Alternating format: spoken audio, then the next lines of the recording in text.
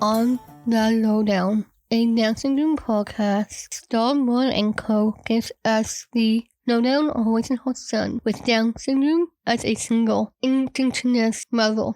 Over to you, Hannah and Marilla. Thanks, Jody. Hello and welcome to the Lowdown. This is your co-host Marla. I'm an SLP here at the DSRF, and with me here is Hina Mahmood, OT, and in the office right next to me. How are you, Hina? I'm good, Marla. How are you? I'm doing really Office well. buddies. Yep. Yep, for sure.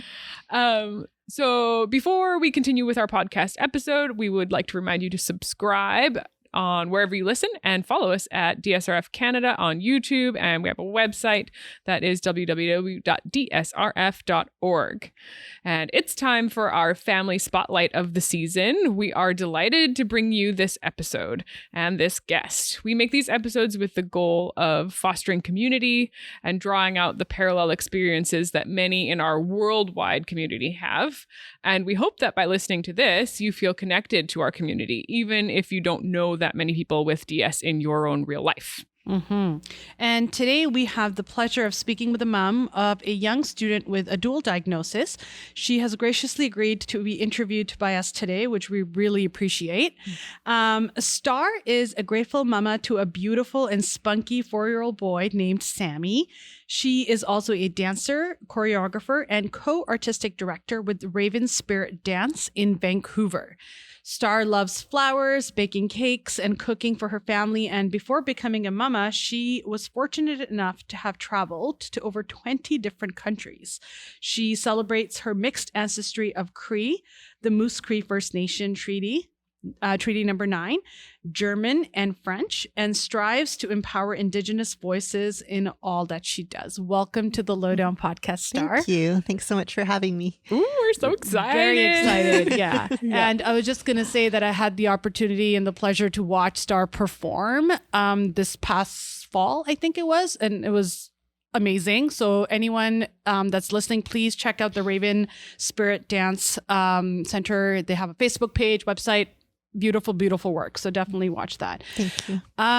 Starr, so in the tradition of the Lowdown podcast, we always like to start off our interviews with 5 secret questions. Okay. For our listeners to get to know you a little bit more. As Marla always says, there's no math involved. So it's just little fun icebreaker questions. Are you ready? Yes, I'm ready. Okay. Okay, Go for it, Marla. super. So first question is, what's your favorite thing to do in your neighborhood? My favorite thing to do in my neighborhood is to go for a walk down by the river. I live near Capilano River in North beautiful. Vancouver. Yeah, and it's so beautiful. And some people don't know this, but there's a river walk that takes you all the way to Park Royal Mall. So you can be like in the nature and then you just pop up, do your shopping, and then you can go back. Is that Inter-River? Pardon me? Is that Inter-River? I'm not sure if that's walk? what it's called, Inter-River, but it's right along, maybe it is. Yeah, it's right along the Capilano River. Yeah. So I like going for that walk. And It's fabulous. And it's even cool in the summertime when it's super hot. Yes, So it's just lovely that way. Thank you. Next question. If you could go anywhere on vacation, COVID notwithstanding, where would you go? I think I would go to Peru. good which one. I've been many times before. Sammy's dad and family is from Peru. So it's been a long time since we've been visiting them. So I think that's where I would go next. Are they in Lima? They are in Cusco. Oh, in Cusco. Yeah. Very high up. Yes, very high up. Yeah. Oh, Peru's like on a list for sure of must go to places. It's beautiful. For the food. And the food. Just, yeah. And there's a lot of history there too. It's Yeah, really cool. definitely. Yeah. Okay, I'm going to take over for the next few. This is a very complicated question. What is your favorite salad dressing? My favorite salad dressing, this is going to be a plug for Earl's, but there's this Mother Earth bowl that they just started and they've got the most amazing salad dressing. I need to find out what's in it. But it's very good. It's kind of that combination of sort of sweet and savory together. And then I think if I went with a classic one, probably a Caesar. Yeah. Yeah. Very tangy. Very tangy. Yeah. Caesar goes with so many things too. So love it. Okay. Question number 4. Do you have anything special you like to do right before you go on stage? Any rituals? Any pre-performance stuff? Yeah, I think that what I like doing is I like having my playlist, of just favorite songs that make me feel good. I like taking a few deep breaths. I usually have a bit of an altar set up backstage, which might have, pictures of my family and some beautiful flowers and a candle. And I think just getting into my zone and my center and kind of quieting all the outside noise so that I can just focus on what I need to do next. Yeah. Yeah. I feel like that's a lovely way to just start anything that you really want to focus on, right? Like have your own little system. And yeah, I love that. Okay, last question. If you could have dinner with a public figure, who would you choose? That is a good question. Wow. It's funny because we haven't really been having dinner. I know. If you could have dinner in public. We can't even picture having dinner with people right now. Yeah. I know. Who would that be? I think that I would say... this is kind of a funny thing to say, but I guess it's just on my mind. More famous person right now is Adele. Sammy really loves Adele. And she's kind of in a really interesting time in her life right now as a woman, as an artist, and what she's creating. And I would love to maybe just sit with her and kind of talk about that. Yeah, as a mom too, absolutely. As a mom, all those kind of things. She would be fun to have dinner with. I think so too. Yeah. Love it. Awesome. Well, thank you so much for doing that with us. That was really great. Now I might need to go to Earl's for an Earth Bowl. I know. Let's go. I just realized how hungry I am. Lunch and dinner plans. A meal of Caesar dressing sounded really good.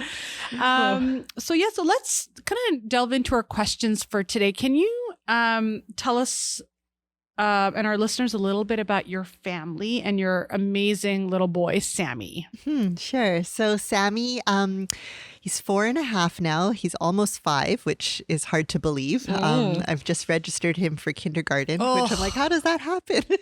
But Sammy is, he's my one and only. And he was...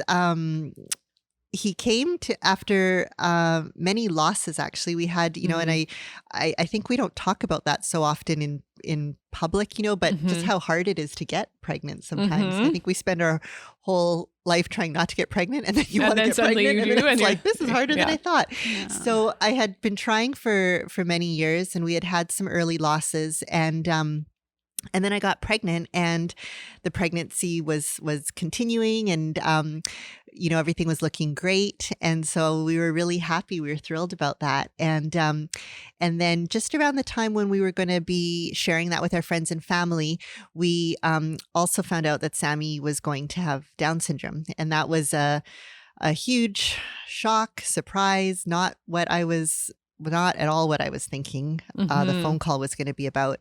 And so I spent a lot of my pregnancy trying to process that. And what I think in hindsight was really beautiful about that experience was that by the time Sammy arrived and he was born, we were just so excited to have him there. And we were, and he was born, and we heard that cry, and that, and you feel him, and it was just like, oh yeah, Sammy's here. And so it was this big welcome to the world. And that felt really, really great and a lot to celebrate. And I feel like because we had the prenatal diagnosis, not only were we able to process our own feelings, but we were also able to get a lot of really great medical care ahead of time, just monitoring. And we knew some different things that Sammy would need to have looked at before he was born. So that helped me, I think, a lot. And then another big part of our story that happened 3 weeks after Sammy was born. So we have our little awesome guy. And then I, out of the blue, got a breast cancer diagnosis when he was 3 weeks old. And so that was another, we had just kind of gotten our bearings on having a child with Down syndrome. And then there was that health crisis for myself. And I always like to say in the same kind of breath that Sammy and I are both doing really great now. I'm coming up to my 5-year mark of being cancer-free and feeling really great and back enjoying life. Sammy is also doing really well. We just went to his heart appointment last week, and they said, treat him like a kid who's never had heart surgery and all of that. So we're on this side of things now. But when he first arrived on the scene, it was pretty chaotic and pretty scary and pretty uncertain. So that was sort of the mix of what was happening at the time. Yeah. And it was chaotic, even though you had already had the diagnosis made prenatally.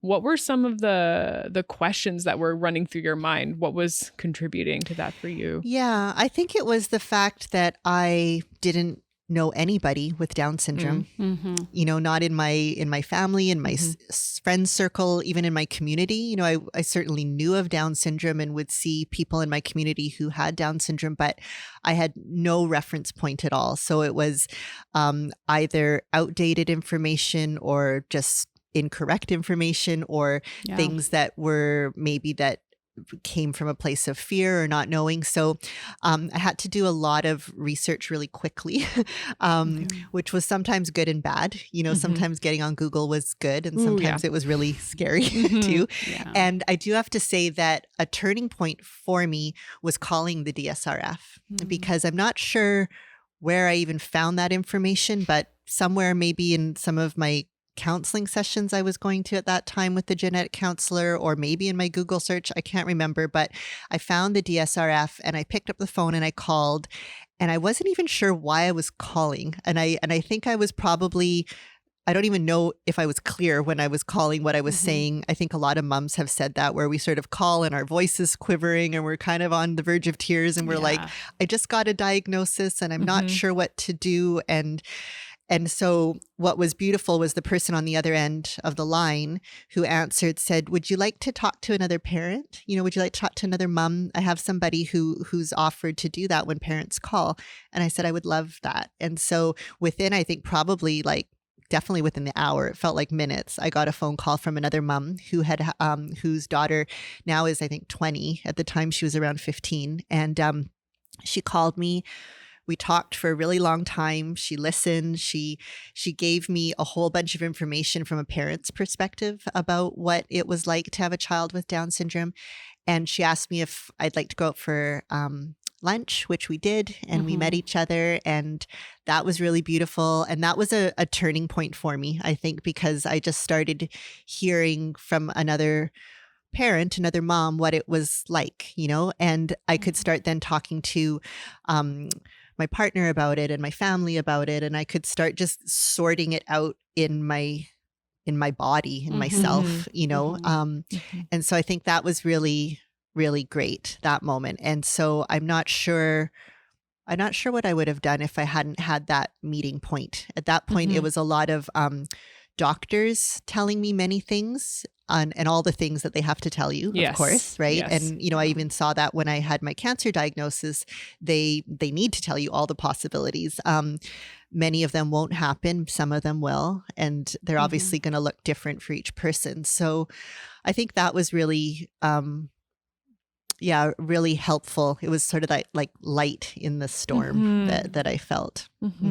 Yeah, it's really interesting we hear the medical thing very frequently, and they are obligated to say all of the things, but what doesn't come through in that discussion with doctors, I think, is that it's not going to be all of those things. Even when we put on educational materials, we say, here's the list of 20 things that are more likely to happen if a child has Down syndrome, but we don't expect any child with Down syndrome to have all 20 of those things going on, you know, but it's such a long list and it's such a scary list that it's so hard. And in that time, people are asking you questions too. Totally. Your family wants to know things. They're asking before you've had a second to gather yourself and I do give yourself perspective. It's so hard. Yeah, I feel like that from the moment I found out about Sammy's diagnosis up until now, you're constantly in that place of being student, teacher, advocate, parent, you know, like multiple sometimes hats. I'm learning something in the morning and then like literally an hour later sharing that with his preschool teacher, you know, about like, and then all of a sudden I'm the expert on it where I'm like, really, I just learned this, you know, piece of information. So, and I think like in our experience, speaking to other parents who've received the diagnosis, like, yes, as physicians, they're required to let you know what the long term could look like, but I often hear from parents that they also don't talk about like how things will be good and how it'll be positive. It's always focused towards more the negative. But you have to kind of balance it with the living and the person Yeah. that your Sammy's going to be, and the kind of thing Sammy will be able to do or could do given the right Totally. supports, right? So it's always just kind of more towards the medical side and not looking at him as a person and what his life could be. Totally. And I yeah. think that's where it can get really hard, I'm assuming, for parents, right? Yeah, definitely. And I think that some of the best advice I got early on was just that, that Sammy, he first and foremost is a little new baby that's going to need a lot of love and, and get changed and fed and snuggled and all of that. And I remember when somebody said that to me, I was like, yeah, it's true. And as time goes on, you realize that, right? It was like he's, I think Down syndrome was so at the forefront for so long for us. And then eventually it does kind of fade a little bit back and you see the beautiful person and who happens to have Down syndrome. Yeah. Whereas before Person it was very much like that was the only thing in blaring red lights that, that was in my mind. But it does shift in a different way. Yeah. How did your family react? My family was quite supportive, I would say. I think they were nervous for me and a little bit scared. And they were following my lead, I think. So which is wise. Yeah. For families Wise, yeah. listening. Good choice. Good choice. yeah. And so it was, but it was that was also a little bit hard in the sense that it was I don't know, sometimes I didn't want to be leading because I didn't know either, right? But it is what it is. I think that as parents in general, like whether your child has Down syndrome or not, just being a parent, you are the expert. You are the person that's closest to your child. You are the person that can set the tone for people, right? When they're asking questions. And so I feel like that's just a responsibility that we have as parents. But yeah, my family was quite supportive. My mom in particular, I remember having a lot of, heart to hearts and good cries with her and showing her all the materials that the doctors had given me. And some of it I didn't want to look at, but she looked through it all for me, and just kind of like, summarized it or told me you don't need to look Ignore at that it. or kind of thing, right? So I appreciated that she did that part. And then and then it's also, it's interesting because when people start, and we didn't talk a lot about it, I would say, outside of our immediate family while I was pregnant, mostly because I was processing it myself. And we would say when people asked, how things were going, I said, oh, good. And so a few friends, I said, we found out that the baby's going to have some extra needs. There's some things that we're finding out, but we're going to, just leave it at that for now. So it wasn't really until he was born, I would say, that it was more that we shared that openly. And I think it was mostly because we had no idea really what to say, or we were trying to figure it out ourselves too. Yeah. It strikes me that it's a really valuable thing for maybe people who are listening who know somebody who was in your position and they're wondering, what do I do? I want to help out. Being the pamphlet reader, the fact checker, and looking through all that stuff for your friend or for your family member is so helpful, right? Yeah. To take a little bit of that load off and kind of make a judgment call. What's essential to know and what can be filed for much later. Yeah, that's totally. a very helpful thing to do. And even go to doctor's appointments, not doing it on your own and just having somebody else to like listen for the things you're not notes. hearing. Yeah, take notes. I remember especially for some of the big appointments when I was going, to get ultrasounds and, things like that. I always made sure somebody was there with me for sure. Yeah. Absolutely. And did you change a lot of the plans around birth and all of that? Did you have to go to a different hospital, do some different things? Well, it's kind of interesting because I had always felt that I wanted to have a midwife and, but because it was considered a high risk pregnancy, we didn't have the option to do that at home, but we did that at, Sammy was born at BC Children's, sorry, I guess that would have been Women's Hospital, right? And it was a really beautiful experience because I didn't find out until afterwards, like we were in the birthing room and all the doctors were on standby on the other side of the door, right, for all the things that could have gone wrong. Oh, yeah. But they I just didn't let you have your time. Yeah, I didn't That's feel so that at all. nice. So we had Sammy's, our midwife, doula, my partner, myself. That was it. And Sammy. You know, You and got so to have the process. yeah, and we that's just wonderful. had that really beautiful experience. And I remember the doctor popped in when he was born, just everything good. And then he heard, you know, Sammy cry or something, and then good. and then everybody kind of gave him the thumbs up. Yeah. It's like, I'll be back, you know. And so it was like Nice. that kind of thing. So it was a really, really wonderful experience in that way. And Sammy was you know, he was born healthy at full term, 39 weeks. We had a really beautiful birth, and we were home within a couple days. He had to get his heart checked out. He had AVSD heart repair at 5 months. So we knew about that when I was pregnant as well. So we got that checked out, and then we were home. So it was quite a beautiful experience, I would say, and I'm grateful for that, like for those moments of grace, especially when things as they unfolded and realizing, wow, this is not like, it's not always going to feel this way. You know, I look back at those first few weeks of how it was that moment to catch our breath and to connect and have a moment of grace before everything else happened. What you had mentioned earlier that you Sammy was born just a few months after you received your breast cancer diagnosis. So just like navigating your own, taking care of yourself and your own health, and then having a new baby, like talk to us a little bit about what was the impact of that on you? Yeah. So it was actually, I got diagnosed after he was born. So 3 weeks after. So here he is, 21 days old. And that's exactly, I'm just shaking my head because that's exactly when they wake up too. Yeah. It's like 3 weeks old. They stop sleeping all the time. Oh my gosh. Yeah. And it was my midwife who had discovered the lump in my breast before Sammy was born, I think like a week before he was born. And she was like, you might want to get that checked out. It's probably nothing, you know, it's probably just changes with pregnancy and everything. But you should get that checked out. I said, okay.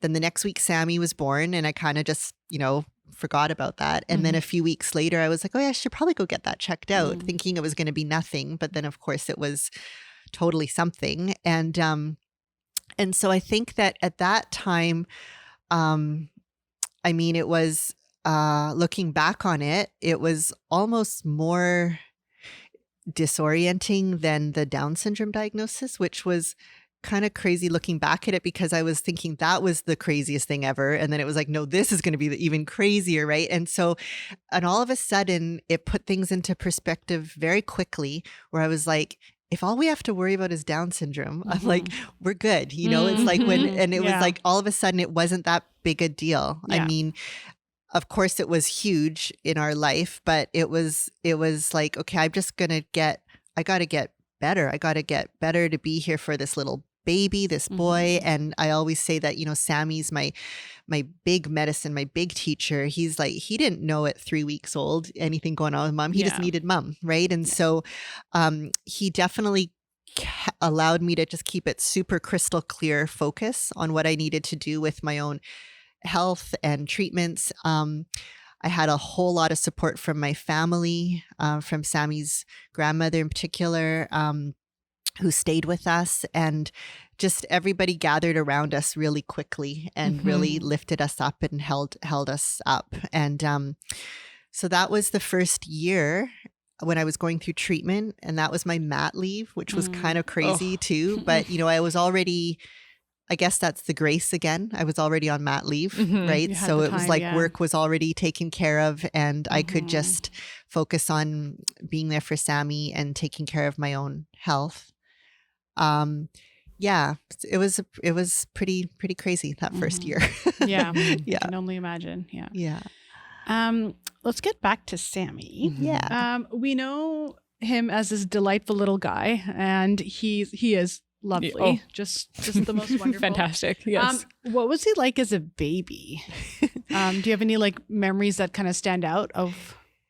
Yeah, he was. I mean, it's funny how kids are like that, right? Like their personalities do kind of show up pretty much right away, right? Yeah. So it's like, he's always been pretty easygoing guy, really loves music, dancing. I would be dancing with him, just holding him, and he'd be giggling, and really is, his taste in music. He likes reggaeton and, Adele, like I said. And ballads, yeah, now he likes, the really big, Andrea Bocelli, he really loves. That's sort of the thing that calms him down, right? These big voices and big energy. So that's always been like that ever since he was a baby. And I think too, just his smile and his laughter. I mean, he's got a little boy laugh now, but it's the same kind of quality as when he had a baby laugh, and I love that part. He's very ticklish, very giggly. Sometimes he just like comes up and hugs me and just starts laughing, gets me laughing. And so I feel like he knows who needs a hug, and it's not even like he's going in for it for himself. He's going in for that person. And he's always been like that, even as a baby, just quite sensitive, I would say, to other people. Yeah.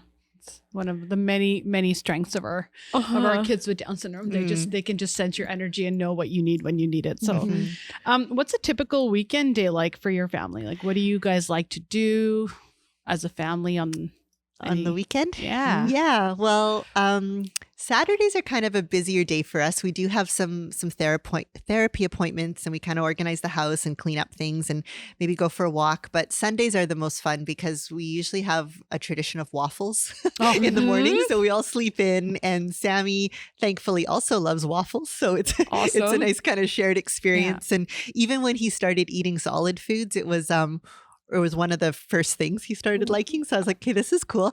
So yeah, we usually have waffles, and then we try to go out if the weather's nice, go for a walk. Sammy likes, there's the walk by the river that I talked about, or going to the beach. And he does like watching shows, little cartoons, like most kids do. So he's got a few favorite movies, and sometimes he'll just cuddle up with his dad on the couch and watch a show. And then we kind of get ready for the week ahead, and pretty much every night is a dance party before he goes to bed. So whether it's a weekend or not. I mean, good times, right? Yeah, so if it's a weekend, it might be a later dance party that goes on a little longer. But so that's kind of his routine, our routine. And I think too, kids do like routines, and I find Sammy really likes that. I see the confidence that he has when he knows the next thing that's coming. He's like, oh, I know how to do this, or I know what mom means when she's talking about now we're going to have a bath or put on like a favorite song. And he just kind of looks at me, and now he goes and grabs my hand, like he pulls me to go dance. And so that's been really cool, is the embracing the routine and the rhythm of life together as a family. Yeah. His relationship to music is so wonderful. Do you feel like that comes from you in part? I don't know. It's funny. We kind of joke about it as a family, because his family in Peru would say that's the Latino side. They're like, oh, that's the rhythm. They take credit for it. But then my family is just like, no. Like, we're a family of dancers, or or the Cree side too. He's always like, he likes the big drum, dancing there. So I think all of us kind of contribute to it, and it is something that we like doing as a family. Even my mom, I remember just our kitchen parties growing up. Like, that was just the thing we would do. There'd be music, we'd be dancing in the kitchen. And now Sammy likes that. Like, over the holidays, he outdanced my mom and his cousins and me. And it was just like, surprise me. Yeah. Totally. So he just kept grabbing somebody else to dance. And we were just like, Sammy, we're so tired. It's time to go to bed. But so I think it's probably all of us that kind of maybe have contributed that a bit. And he just, I just try to find the things that create connection points for us, and music and dance is a big connection point. So I just try to keep following his lead on that, and when are the places that he's most engaged with me, or when he's learning most, or when he's happiest, right? And those are the moments. So then I just try to nurture that. Yeah. And it's such a beautiful way for him to express himself. It is so expressive, full body expression of his feelings. And he does love those big singers. Yeah. So it's great. They tend to be really popular for our students. Yeah, I know. There's really a lot of, I can think of several people who love Adele. Yes. Yes. And there's certain artists that are almost universally loved by our students, like Adele, Bruno Mars, and I think Bruno Mars is another one. like I know Sammy likes. It's just very interesting how there's certain things that just resonate with them, and I don't know if it's the videos, if it's just the tone. Like there is something there. I feel like there's a research project or somewhere. Where we're like, what is it about this particular artist that's really? You were talking about your weekend routine, and earlier you were saying that you've just registered Sammy for kindergarten, which is such a huge milestone, and that's going to be a different routine too for him once he starts going to school. What are your thoughts on that? Like, are you excited, nervous? Yeah, I would say I'm kind of definitely a combination of both. I am getting more excited and less nervous. But a few months ago when I had to register him, because it feels like you have to do it so early, right? Yes, like almost like a year ahead, in right? advance. And but you know, meeting with the school and going for a tour of his school and talking to his teachers at his daycare, everyone just really feels and sees that he's ready, and I do feel that too, you know, and I feel like I was reminded, one of his daycare teachers said that every time he moved from like the baby room to the 2-year-old to the 3-year-old kind of room, everybody sort of had that moment of like, is Sammy going to be okay? Is it going to be too big an adjustment? Is he going to, handle it? And he's always risen to the occasion, and he's always, found his way in that. And so why would I expect anything less at this point, you know? And I think too is like, I've always felt that I'll just let Sammy show me who he is and show me what he needs, and I'll step in with the extra support as he needs it. But until he shows me that, like I don't necessarily need to think that he can't do something, right? And so, and he's got a lot of support. He has his one-on-one support at daycare, and he'll have also that support in school. And the elementary school is his favorite playground close to our house, so he already knows that. So he's familiar. And it's a smaller school. I feel like it's in alignment with a lot of our family values too, and that there's an opportunity for me to, know his teacher well and know the other staff and students. So I feel like it's going to be a big change, but I think that I'm leaning more towards the excitement part, but definitely still nervous. It's a very like regular parent thing. The age transition, right? Totally. And the balance of holding on and letting go and taking these risks that feel huge, and they haven't proved to you that they can do it, but how could he prove it because he hasn't tried it? He hasn't tried it. Totally. Exactly. Well, even yesterday he wore his little backpack for the first time, which I just always carry it for him, and then his cousin, who's 7, was like, why doesn't Sammy wear his backpack? And I was like, I don't know. It's a good question. Why doesn't so she just put it on him,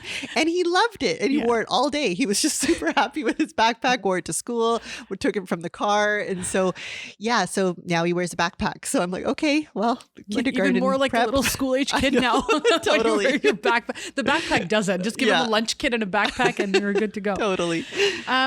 Sammy also has a diagnosis of autism spectrum disorder. What was the process like getting that diagnosis for you and your family? Yeah, so this is relatively new. We've only received it within the last 6 months or so, and so I'm definitely still learning, processing.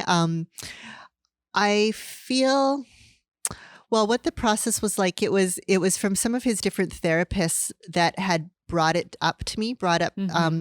the possibility. And when I first heard about it, I was a bit blindsided, because I was just like, what? And because Sammy's my only child, and I haven't had a lot of experience with Down syndrome, I just thought everything was related to Down syndrome, right? Yeah. And then when the therapists were starting to kind of point out certain things, then I started being like, okay, okay, I could maybe see that.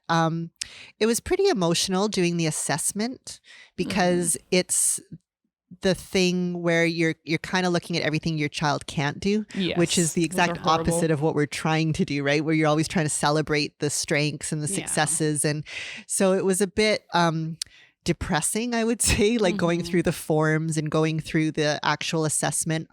But I just kept, and I think, Hannah, you might have said this to me first, and then a few other people said just that it's not going to change who Sammy is. Like, Sammy's still Sammy, right?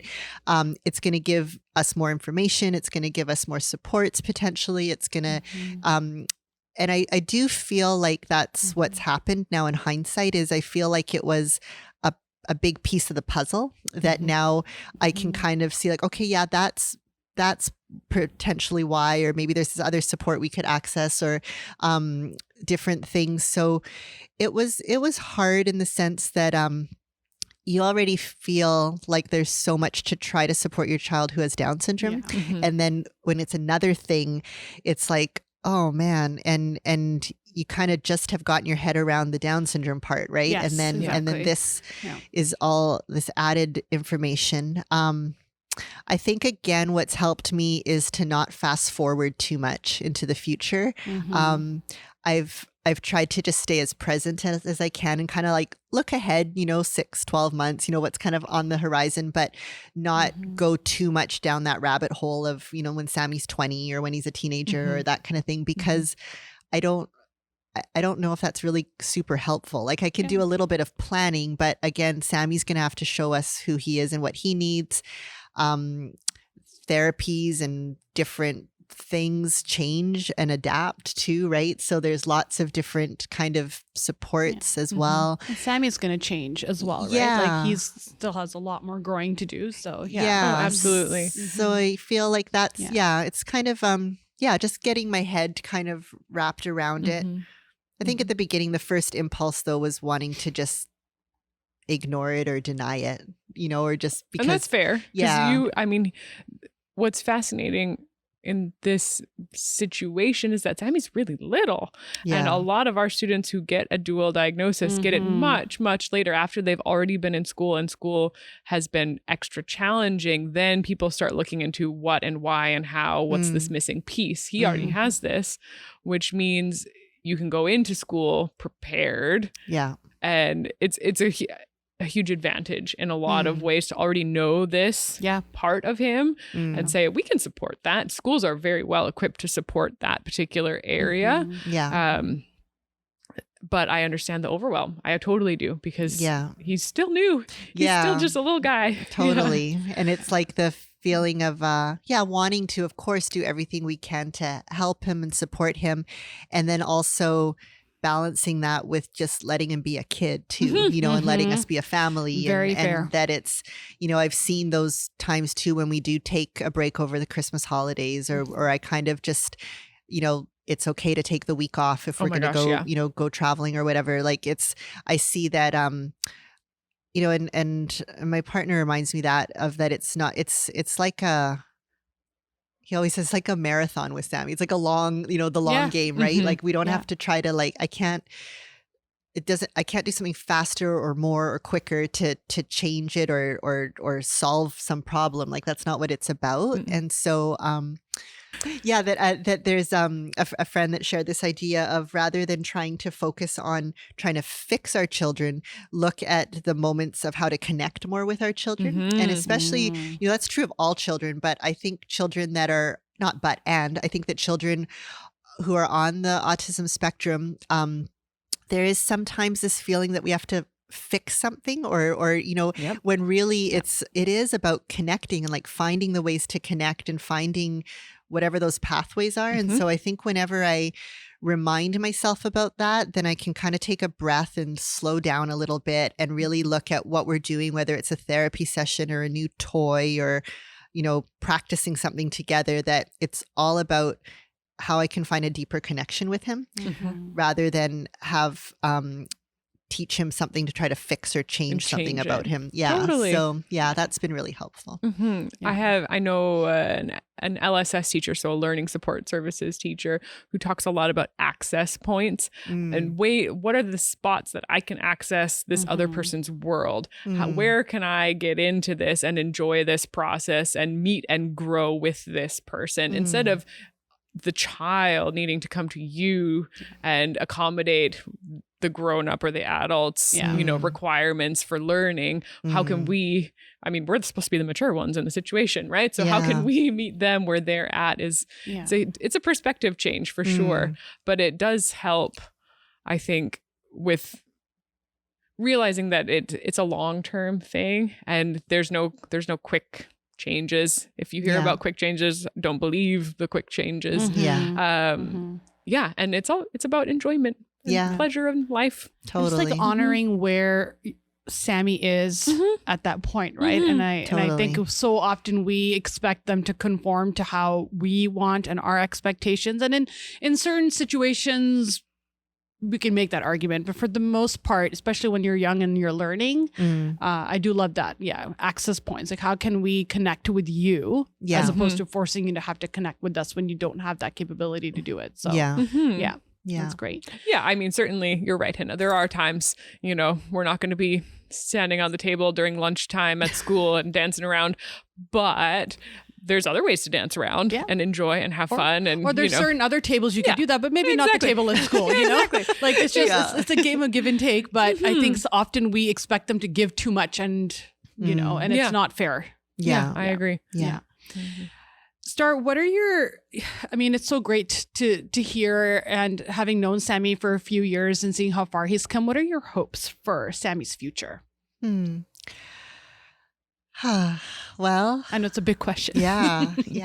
And I get emotional with it just because my hopes for him would be that he, has a really rich and meaningful life for himself, that he's connected to family and friends, and that he's a part of a community that loves him and cares for him, and that he's able to do things in his life that bring him joy and that he feels good about. I love seeing how he grows and his confidence grows too. So there's something that that's my wish for him, is to just always feel secure in who he is and confident in who he is. And I feel too, like any parent, you want your child to, live a life where they feel fulfilled. So whatever it is that he is interested in, or feels that he likes or he's good at doing something, I would love that to be a part of his everyday life, whether that be something that he's doing in a work setting or a volunteer setting or a part of a community. That would make me really happy. And I think too, just to support him, to, he's such a bright light, and he brings so much joy, and to just create spaces and opportunities for him to be able to share that light. It's providing that. What has Sammy taught you in his 4.5 years of life so far? Yeah, he's definitely my biggest teacher. He has taught me to slow down. He's taught me that sometimes to slow, I have quite a full life, a beautifully full life, but it sometimes can get a bit busy, and Sammy keeps me really, he slows me down in a good way, and he also helps me to prioritize things. And if there's something that I haven't finished and I need to go pick him up for daycare, it's like I need to finish it. Whereas, prior to becoming a mom, maybe I would have just kept working at it or late into the night, or things wouldn't be as in balance. And I think Sammy helps keep me present and balanced with his needs. And I always say, he's his own little universe, right? And so it's just watching what he needs, and he helps to recalibrate me. I would say if I'm like feeling a bit off or a bit stressed or something like that, just sitting and hugging each other and breathing together, I think resets both of us. And I think that's just something really beautiful, and something that I'm learning more. Like I think because he's teaching me more, because like we were saying, when he comes up and hugs me, right? But lately it's just, he just needs a really big squeeze, and I need a really big squeeze too. And we just kind of have that moment to take a breath together. He's also introduced me to the coolest people, like even, all of us sitting here, like I wouldn't know any of you here. I wouldn't even know that the DRSRF really existed probably, so I'm so amazed at the amazing people that he has brought into my life. And he's just taught me a lot.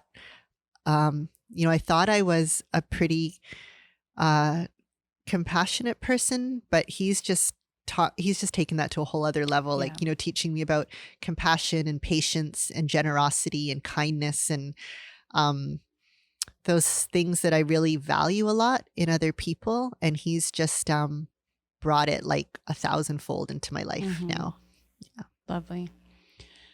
Thank you so much for sharing that. I'm hoping that the parents and families that are listening to this episode can kind of have a shift in perspective. And I'm sure a lot of them shared the same feelings about their own kids that you do about Sammy.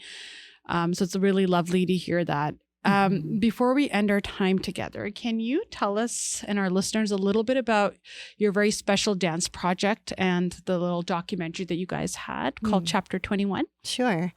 So Chapter 21 is a dance theater piece that I created. It premiered last fall at the Fire Hall Arts Center. And really, I always say this is Sammy's in my piece because it's our story. It's called Chapter 21 because it was a big chapter in my life, but it's not the only chapter in the book. So I talk a lot about becoming pregnant and receiving Sammy's diagnosis and my health challenges with cancer and how we have moved through those last few years to where we are today. And so it never started out in the idea that I was going to create this public dance piece. It was really just me going back into the studio after my treatments and after my my mat leave to just see what my body wanted to say. And I thought I was going to maybe share it with a few close friends that had been on the journey with me. And then another friend, a dear friend, choreographer, Alvin Tolentino, was at the one of those sharings that I did with friends. And he was like, I think there might be something here, Starr. Like, have you thought about this being a more public thing? And then from there, we just started meeting and kind of developing the work together. And I would do different sharings. And then Yvette Nolan is the director of the piece. She came on when it was sort of ready to be in a theater setting.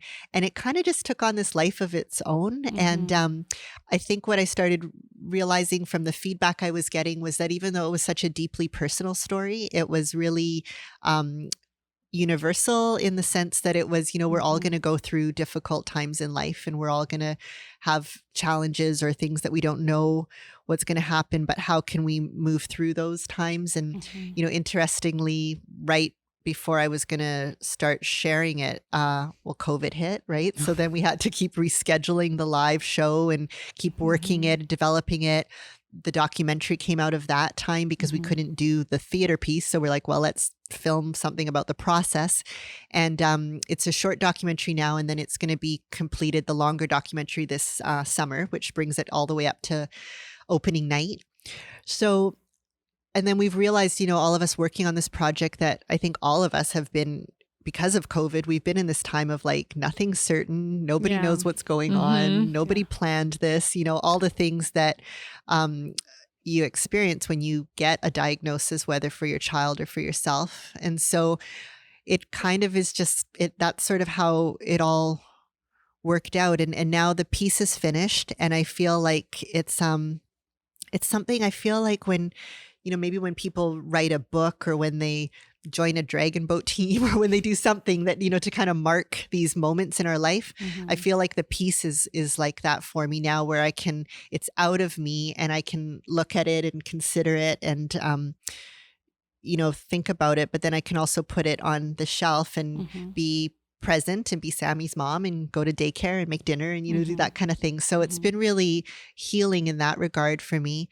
And I always talk about it with Sammy, it's our dance piece, or mom's going to do the show, or, we've got the movie happening now, that kind of thing. So it's, that's how that's come to be. And it was funny because before I got pregnant, I was doing a bit of research with another mentor and talking about creating solo work. And I hadn't created a solo piece like that before. And I thought, well, I don't know what I would do a solo about. Like, I had no idea.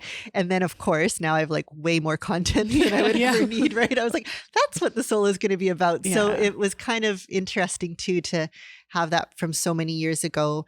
And like everything, you give birth in the perfect moment, right? So whether that's birth literally a human or birthing a project or a dance piece or whatever, you can't really rush it. And so it just, this was this was my solo piece. Yeah. I'm very curious to hear from you how Sammy has interacted with the piece as you've developed it. How has that been? Yeah, well, he's very present in the piece. There's a little pair of baby moccasins that are in the piece that were given to me by my grandma's friend before I got pregnant. So they were always representative of the hope of having a child. And then Sammy now fits them and he dances and wears them. So they're definitely his moccasins. So he's very much in the piece that way. And I think that just us growing together and learning from each other has woven itself into the piece. There's a lot of hard moments, but my hope at the end of the piece is that people do feel hopeful and they feel, that we always say there's sort of looking ahead, like what is chapter 22 and 23, and, all these things that are going to unfold in our life. So I feel like Sammy has influenced the work that way for sure. He's very much a part of it. And he's a big part of the movie or the film, the documentary. And he's got a couple cameos in there too. And his voice, his laughter, like I was talking about, his laughter is in the sound score in the piece. So I do hear him kind of giggling for a certain section of the dance. So he's very much a part of it. And then when he comes to the theater, he loves the lights and he loves the, all of that. So that's been fun when he does get to come in and then everybody meets him live and in person, right? And he's a bit of a rock star that way. So yeah. Loves the stage. Yeah. Yeah.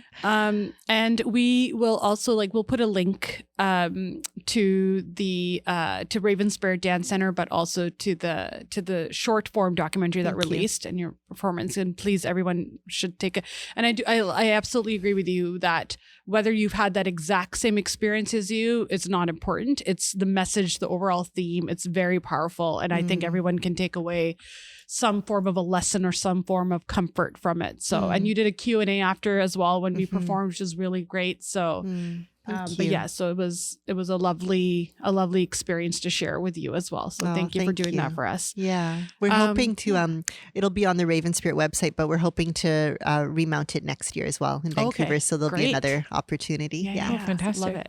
I would love a piece where Sammy could be in it too. That'd be kind of cool. Right? An ode to Adele. I don't know. Something. Totally.